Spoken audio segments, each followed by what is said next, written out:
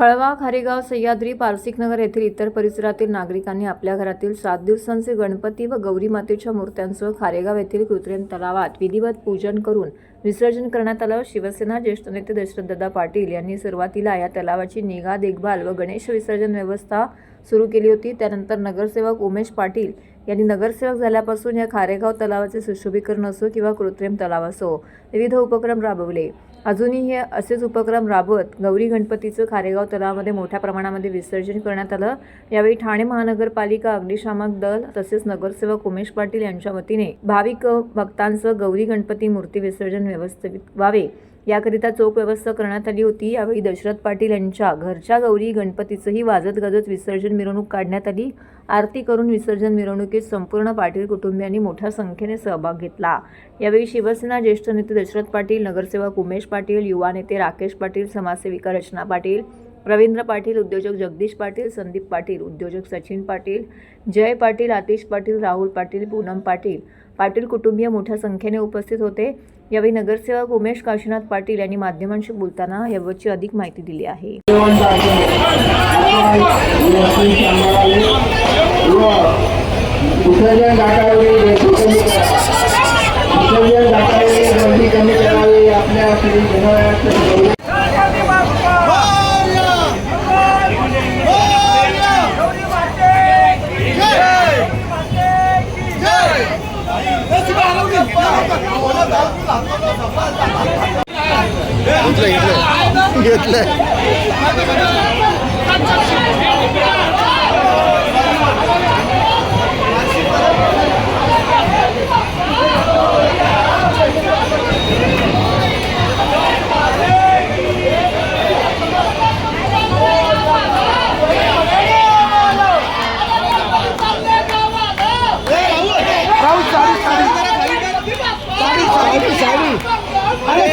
आज 7 दिवसाचा गौरी विसर्जन संपूर्ण खारेगाव से कळवा से सह्याद्री से पारसिकनगर या भागातून एकदम धूम धडाक्यात साजरा करण्यात येत आहे।